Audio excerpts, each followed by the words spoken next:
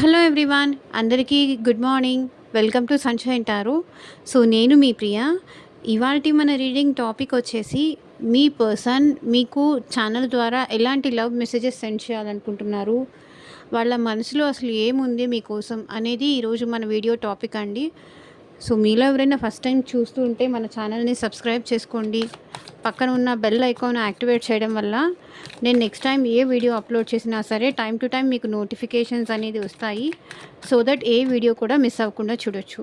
And ఇది వచ్చేసి collective reading అండి. దీంట్లో అన్ని పాయింట్స్ మీకు రెసనేట్ అవ్వాలని ఏం లేదు. ఈ వీడియో వరకు మీ ముందుకు వచ్చింది అంటే డెఫినెట్గా దీంట్లో ఉన్న కొన్ని పాయింట్స్ అయినా మీకు రెసనేట్ అవుతాయి. మీకు రెసనేట్ అవ్వకపోతే కనుక డెఫినెట్గా మీరు తిట్టడం కానీ, ఇంకొకరిని ఇన్సల్ట్ చేయడం కానీ, ఫేక్ వీడియోస్ అని కానీ ఇట్లా అనటం మాత్రం కరెక్ట్ కాదు. ఏదో మీరు పర్సనల్ రీడింగ్ తీసుకున్నట్టు మీరు జడ్జ్ చేయడం కూడా కరెక్ట్ కాదు. ఓకే, మీకు మీ సిచ్యువేషన్కి తగ్గట్టు మీ నేమ్ పైన, మీ పర్సన్ నేమ్ పైన రీడింగ్స్ తీసుకునే ఇంట్రెస్ట్ ఉంటే స్క్రీన్ మీద కనిపించే నా వాట్సాప్ నెంబర్కి అయితే మెసేజ్ చేయండి. సో పర్సనల్ రీడింగ్స్ అనేది ఛార్జబుల్ అండి, ఫ్రీ కాదు. అమౌంట్ పే చేసి రీడింగ్స్ తీసుకునే ఇంట్రెస్ట్ ఉన్న వాళ్ళు మాత్రమే పర్సనల్ రీడింగ్కి కాంటాక్ట్ చేయండి.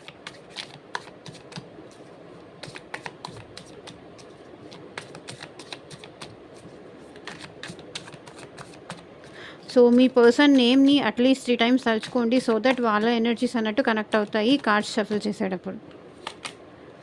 The passion is too much. I cry at night. I want out. I'm scared of rejection.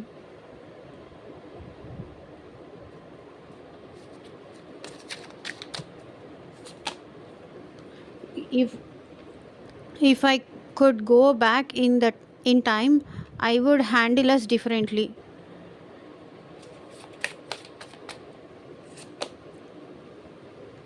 It is all too much.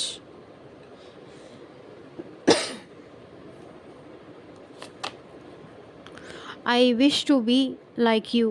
మీలాగా ఉండాలని అనుకుంటున్నారంట వాళ్ళు. You deserve better.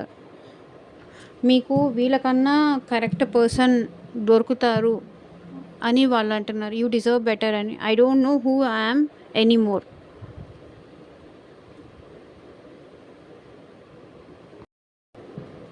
సో ఇప్పుడు టారోతో క్లారిఫై చేస్తూ మాట్లాడదాం. The passion is too much. ఎందుకు ఇలా అంటున్నారు మా వ్యూవర్స్ పర్సన్స్? క్లారిటీ ఇవ్వండి యూనివర్స్. బికాస్ పాస్ట్లో మీరంటే చాలా ఇష్టం ఉండేది, చాలా ప్యాషన్ ఉండేది. మిమ్మల్ని చూస్తే ఫ్లర్టీ బిహేవియర్గా కానీ, మిమ్మల్ని చూస్తే అట్రాక్షన్గా ఫీల్ అవ్వడం కానీ, మిమ్మల్ని చూస్తే సంథింగ్ ఏదో లస్ట్ఫుల్ థాట్స్తో కానీ ఈ పర్సన్ అయితే అబద్ధాలు చెప్తూ, ఒకదానిపైన ఒకటి అబద్ధాలు చెప్తూ ఈ పర్సన్ అయితే మీ లైఫ్లోకి ఎంటర్ అయ్యారు. సో ఏ ఏ ఏ ప్రాబ్లంతో ఎంటర్ అయ్యారు? మీరంటే ప్రేమతో కాదు, మీరంటే ప్యాషన్తో. సంథింగ్ వీళ్ళు మీ దగ్గర నుంచి లస్ట్ఫుల్గా కానీ అండ్ ఫిజికల్గా కానీ సో మీ దగ్గర నుంచి ఎక్స్పెక్ట్ చేసి వీళ్ళు మీకు ఫేక్ ఉన్నది లేనట్టు, లేనిది ఉన్నట్టు చూపించేసి వీళ్ళు మీకు మాయ చేసేసి మీకు దగ్గర అవ్వాలి అనుకున్నారు అండ్ మిమ్మల్ని చీట్ చేశారు కూడా ఈ పర్సన్. సో ఇక్కడ ఎంపరర్ కార్డ్ వస్తుంది చూడండి, bottom of the deck energy. మీరు చాలా స్ట్రాంగ్ పర్సన్, మీరు చాలా స్ట్రాంగ్. ఎంత స్ట్రాంగ్ అంటే అంత స్ట్రాంగ్. ఎవరికి అంత ఈజీగా నమ్మేసే మెంటాలిటీ కాదు మీది. కానీ అలాంటిది ఈ పర్సన్ మీతో మిమ్మల్ని, ఇంత స్ట్రాంగ్ పర్సన్గా ఉన్న మిమ్మల్ని డైవర్ట్ చేశారు. అంటే వాళ్ళ వైపుకి తిప్పుకునేలాగా మీతో అలా మాట్లాడారు. ఎందుకంటే వీళ్ళు మ్యానిపులేటివ్ మాటలు మాట్లాడారు, అంత ఫేక్ మాటలు చూపించారు, ఫేక్ లవ్ చూపించారు. దానికి ఏంటంటే అది ట్రూ అనుకొని ఈ పర్సన్ని బ్లైండ్గా మీరు ట్రస్ట్ చేశారు. ట్రస్ట్ చేసిన తర్వాత తెలిసింది వీళ్ళు జస్ట్ వీళ్ళకేం కావాలి, వీళ్ళ వల్ల నేను మోసపోయానని కానీ, వీళ్ళు నన్ను చీట్ చేశారు అని కానీ, వీళ్ళు ఎక్కడా లేని ప్రేమ కానీ, ఎక్కడా లేని ఎఫెక్షన్ కానీ వీళ్ళు చూపించేసరికి మీరేంటంటే అదంతా నిజమేనేమో, నిజంగా ఈ పర్సన్కి నేనంటే అంత ఇష్టమేమో, ఇలాంటి వ్యక్తిని నేను వదులుకుంటే మళ్ళీ ఇలాంటి పర్సన్ నాకు దొరకరు అని చెప్పేసి మీరు ఈ పర్సన్‌కి బాగా అట్రాక్ట్ అయిపోయారు. బాగా అడిక్ట్ అయిపోయారు. సో, అదంతా అయిపోయిన తర్వాత లాస్ట్‌కి వీళ్ళు వీళ్ళ నిజ స్వరూపం ఏంటి అనేది మీకు తెలిసింది. వీళ్ళు చెప్పిందంతా మీకు ఫేకే అనేది ఆ తర్వాత మీకు అర్థమైంది. ఐ క్రై ఎట్ నైట్ అని ఎందుకంటున్నారు? సో, వీళ్ళేంటంటే పాస్ట్‌లో మీకు చేసిన మోసానికి కానీ, మిమ్మల్ని బాధ పెట్టిన దానికి కానీ, వాళ్ళ ఇంట్రెస్ట్ కోసం వాళ్ళు మీ ఫీలింగ్స్‌తో ఆడుకున్నారు కదా! అందుకని ఇప్పుడు వీళ్ళకు రియలైజేషన్ అనేది అవుతోంది. అండ్ మీకోసం నైట్ నిద్రపోకుండా కూడా ఏడుస్తున్నారు. And the world card. So, మీకు ఈ పర్సన్‌కి మధ్య ఒక సైకిల్ అయితే ఎండ్ అయిందండి. అండ్ మళ్ళీ ఇంకా న్యూ వేలో మళ్ళీ మీ రిలేషన్‌షిప్ కంటిన్యూ చెయ్యాలి. మీ రిలేషన్‌షిప్‌లో ఒక బ్యాలెన్స్ తీసుకురావాలి. మిమ్మల్ని మోసం చేసిన ఈ పర్సన్ మళ్ళీ మీతో ఒక బ్యాలెన్స్‌కి రావాలి. ఒక అండర్‌స్టాండింగ్‌కి రావాలి. ఒక అండర్‌స్టాండింగ్‌కి వచ్చి సంథింగ్ ఏదో మీతో మాట్లాడాలి. పాస్ట్‌లో జరిగిందేదో జరిగిపోయింది. నేను నిన్ను ఫేక్ థింగ్స్‌తోనే నేను నీ కోసం వచ్చాను కానీ, నీ కోసం వచ్చిన తర్వాత నేను చాలా చేంజ్ అయ్యాను. నాలో చాలా మార్పులొచ్చాయి. నేను చాలా మారిపోయాను. నీకోసం నేను నైట్ నిద్ర లేకుండా కూడా ఏడుస్తున్నాను. నీ విషయంలో నువ్వు పరిచయం అయిన తర్వాత అర్థమైంది. నేను చాలా చేంజ్ అయ్యాను. ఇలా మీ పర్సన్ మీకు మాట్లాడాలి. మీ రిలేషన్‌లో ఒక బ్యాలెన్స్ తీసుకురావాలి. ఎందుకంటే వీళ్ళకసలు నిద్ర లేదు. మేబీ పాస్ట్‌లో వీళ్ళ ఫ్లర్టీ బిహేవియర్‌తో గానీ, వీళ్ళ మెంటాలిటీతో గానీ చాలామందిని ఈజీగా ఫేక్ చేసేశారు. చాలామందిని మోసం చేశారు. బట్ మీ విషయంలో ఏంటంటే, మీ జెన్యూనిటీకి ఈ పర్సన్ అట్రాక్ట్ అయ్యారు. మీ జెన్యూనిటీ అనేది ఈ పర్సన్‌ని మార్చేసింది అని చెప్పాలి. ఇప్పుడు మీ విషయంలో బ్యాలెన్స్ తీసుకురావాలి అనుకుంటున్నారు. ఐ వాంట్ ఔట్ అని ఇక్కడ మా వ్యూవర్స్ పర్సన్స్ ఎందుకంటున్నారు? క్లారిటీ ఇవ్వండి యూనివర్స్. సో, మీరు మీ పర్సన్ మనసు విప్పి మాట్లాడుకోవాలి. మనసు విప్పి మీతో మాట్లాడాలి అనుకుంటున్నారు. So, equal give and take ఇస్తాను. మీరు ఎక్స్‌పెక్ట్ చేసే లవ్ ఈ పర్సన్ ఇప్పుడు ఇవ్వడానికి రెడీగా ఉన్నారు. ఓకే. పాస్ట్‌లో చీట్ చేసిన పర్సన్ ఇప్పుడు మీ విషయంలో వాళ్ళ ప్రేమ మీకు ఇవ్వడానికి రెడీగా ఉన్నారు. మిమ్మల్ని ఎటైనా తీసుకొని వెళ్ళాలి. వాళ్ళ లవ్ ఎక్స్‌ప్రెస్ చేయాలి మీతో అనుకుంటున్నారు.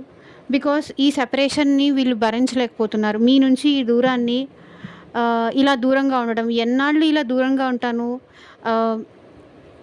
ఎన్నాళ్ళు ఇలా ఇలా ఒంటరిగా ఉంటాను?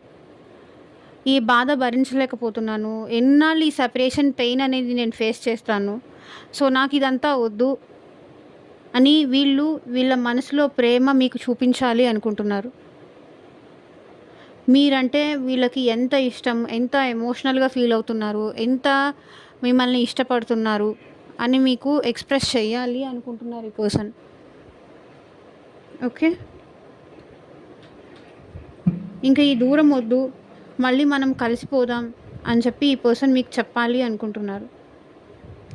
I am scared of rejection. So, ఈ పర్సన్ అయితే ఒకవేళ తను లవ్ ఎక్స్‌ప్రెస్ చేస్తే అంటే పాస్ట్‌లో వీళ్ళు చేసిన దానికి ఇప్పుడు వాళ్ళ లవ్ ఎక్స్‌ప్రెస్ చేసినా మీరు రిజెక్ట్ చేస్తారేమో అని భయపడుతున్నారు. అందుకే మిమ్మల్ని స్పై చేస్తున్నారు ఈ పర్సన్. లైక్ సోషల్ మీడియాలో కానీ, ఆన్‌లైన్ కానీ, ఆఫ్‌లైన్ కానీ. సో, వీళ్ళు మిమ్మల్ని స్పై చేస్తున్నారు. మిమ్మల్ని అబ్జర్వ్ చేస్తున్నారు. లైక్ మీరు ఫోటోస్ పెడితే లేకపోతే ఫోటో చేంజ్ చేస్తే కానీ, డీపీస్ చేంజ్ చేస్తే కానీ, ఇన్‌స్టాలో కానీ మీరెవరికి లైక్స్ చేస్తున్నారు, మీరెవరిని ఫాలో చేస్తున్నారు. సో, మీ లైఫ్‌లో ఈ పర్సన్ చీట్ అయిపోయిన తర్వాత మీరెలా ఉన్నారో తెలుసుకోవడానికి ట్రై చేస్తున్నారు.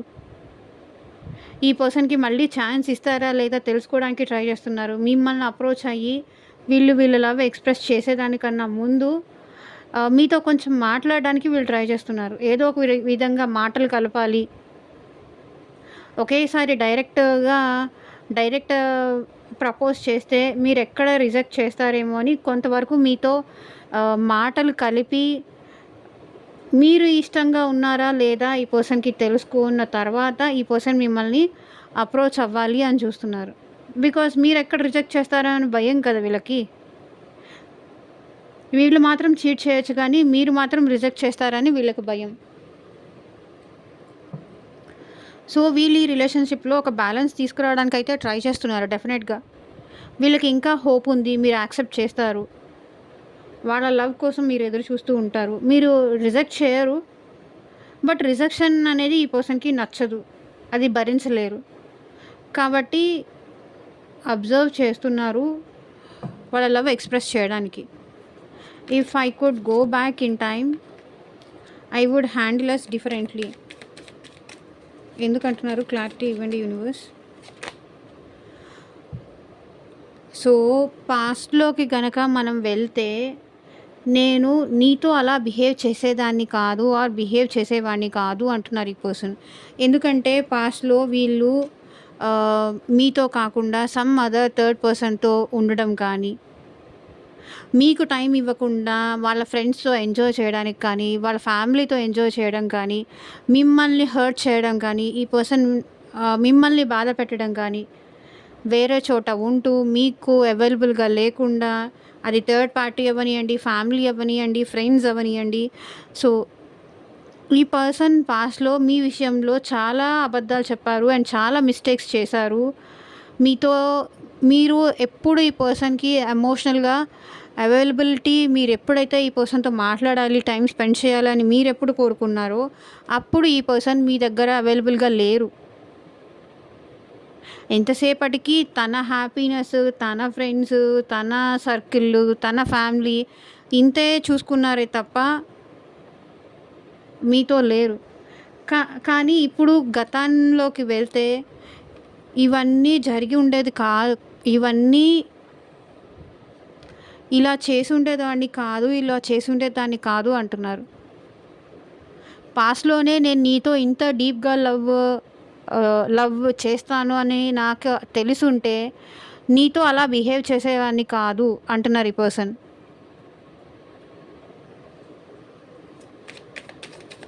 ఇట్స్ ఆల్ టూ మచ్ అని ఇక్కడ మా వ్యూవర్స్ పర్సన్స్ ఎందుకు అంటున్నారు? క్లారిటీ ఇవ్వండి యూనివర్స్.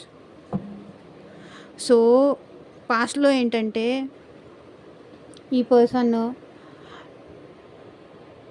మీ ప్రేమని చాలా తక్కువ చేసి మాట్లాడారు.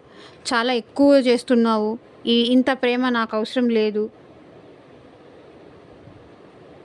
టూ మచ్ ఎక్స్పెక్టేషన్స్ పెట్టుకోకు నా మీద, టూ మచ్ ఎమోషనల్ అయిపోకు, ఇంకా చాలు ఆపు అని అనేవాళ్ళు. మీరు ఈ పర్సన్ దగ్గర ఏడ్చినా కానీ, ఎమోషనల్‌గా ఫీల్ అయినా కానీ, మీరు ఈ పర్సన్ దగ్గర మీ కష్టాలు, మీ బాధలు చెప్పుకున్నా చాలు, ఇంక చాలు ఆపేసేయి, నేను వినలేకపోతున్నాను, నీ మాటలు నేను భరించలేకపోతున్నాను, ఏంటి ఇది చిన్న పిల్లలాగా ఇంత ఓవర్ యాక్షన్ చేస్తుంది, ఓవర్ యాక్షన్ చేస్తున్నాడు అన్నట్టుగా ఫీల్ అయ్యారు ఈ పర్సన్. సో అలా ఫీల్ అయ్యి మిమ్మల్ని హర్ట్ చేసేవాళ్ళు ఈ పర్సన్. ఓకే, మీ ఎమోషన్స్కి ఎలాంటి వాల్యూ చేయకుండా తక్కువ చేసి మాట్లాడి, మీరు కావాలని ఈ పర్సన్ దగ్గర అలా బిహేవ్ చేస్తున్నారు, ఓవర్ లవ్, ఓవర్ ఎఫెక్షన్ ఇస్తున్నారు అని చెప్పి వీళ్ళు ఫీల్ అయ్యి ఇంక చాలు తగ్గించు అని మిమ్మల్ని మాట్లాడి, మిమ్మల్ని హర్ట్ చేసేవాళ్ళు. మీ ప్రేమని అతి ప్రేమ చూపిస్తున్నావు అనేవాళ్ళు ఈ పర్సన్ మీ దగ్గర. అంత అతి ప్రేమ అవసరం లేదు, అంత షో ఆఫ్ అవసరం లేదు అన్నట్టుగా మాట్లాడేవాళ్ళు, మిమ్మల్ని హర్ట్ చేసేలాగా మాట్లాడేవాళ్ళు. ఈ పర్సన్ మిమ్మల్ని చాలా హర్ట్ చేశారు, ఇంక చాలా ఆపేయి. మీరు ఈ పర్సన్‌కి చిన్న చిన్న విషయాలకే మీరు చాలా హర్ట్ అయిపోవడము, చాలా హార్ట్ బ్రేక్ అవ్వడము, మీరు ఎమోషన్ చూపించిన ప్రతిసారి ఈ పర్సన్ మిమ్మల్ని బాధ పెట్టడము, ఇలా చేసేవాళ్ళు. I wish to be like you.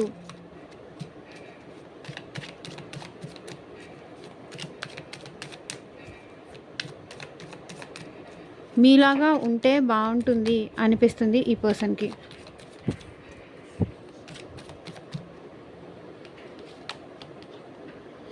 Because మీలాగా ఉంటే ఎందుకు ఈ పర్సన్కి బాగుంటుంది అనిపిస్తుందంటే, వీళ్ళు ఎన్నిసార్లు బాధ పెట్టినా, ఎన్నిసార్లు ఆన్ అండ్ ఆఫ్ సిచ్యువేషన్స్ చేసినా, ఎన్నిసార్లు రిపీటెడ్గా మిమ్మల్ని హర్ట్ చేసినా సరే, ఎంత మిమ్మల్ని కావాలని పోక్ చేసినట్టు మాట్లాడినా సరే, మీతో ఎన్ని ఫైట్ చేసినా సరే ఈ పర్సన్ని, బట్ మీరు మాత్రం ఎప్పుడూ ఈ పర్సన్ని ప్రేమతోనే చూసేవాళ్ళు. ఎప్పుడు ఈ పర్సన్ని బాధ పెట్టాలని కానీ, ఎప్పుడు ఈ పర్సన్ మిమ్మల్ని బాధ పెట్టేవాళ్ళు కానీ, మీరు ఈ పర్సన్ని బాధ పెట్టాలని ఎప్పుడూ అనుకునేవాళ్ళు కాదు. నేను నీలాగా ఉండుంటే ఎంత బాగుండేదో అనిపిస్తుంది ఈ పర్సన్కి ఇప్పుడు. ఎవరిని ఎక్కడి వరకు ఉంచాలో అక్కడి వరకే ఉంచుతారు మీరు. సో మీ నేచర్ అనేది ఈ పర్సన్కి చాలా ఇష్టం. యూ డిజర్వ్ బెటర్ అని ఇక్కడ ఎందుకు అంటున్నారు, క్లారిటీ ఇవ్వండి. So you deserve better. ఈ పర్సన్ ఏమంటున్నారంటే, మీకు ఈ పర్సన్ కన్నా బాగా చూసుకునే వాళ్ళు కానీ, నాకన్నా నిన్ను బాగా చూసుకునే వాళ్ళు వస్తారు అని ఈ పర్సన్ అనుకుంటున్నారు. వాళ్ళు మీకు తగిన పర్సన్ కాదు, మీరు ఎక్స్పెక్ట్ చేసే అంత ఇవ్వలేకపోవచ్చేమో అనుకుంటున్నారు.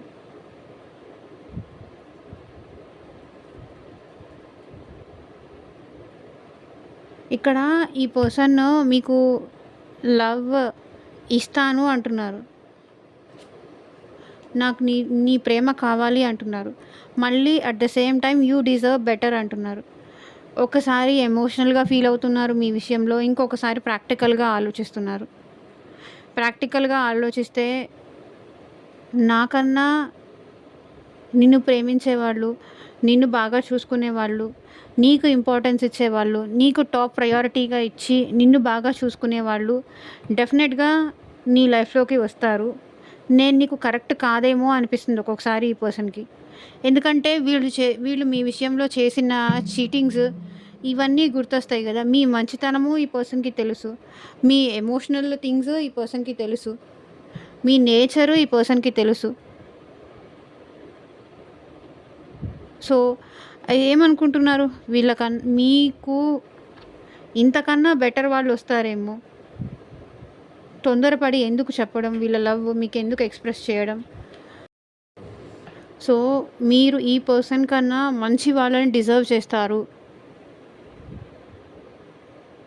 అనుకుంటున్నారు. సో ఇదేనండి ఇవాళ రీడింగ్. ఎంతమందికి రెజొనేట్ అయింది అని నాకు కింద కామెంట్ సెక్షన్లో చెప్పండి. అండ్ ఈ వీడియో నచ్చితే మీరు డెఫినెట్గా లైక్ చేయండి. And thank you for watching. Bye.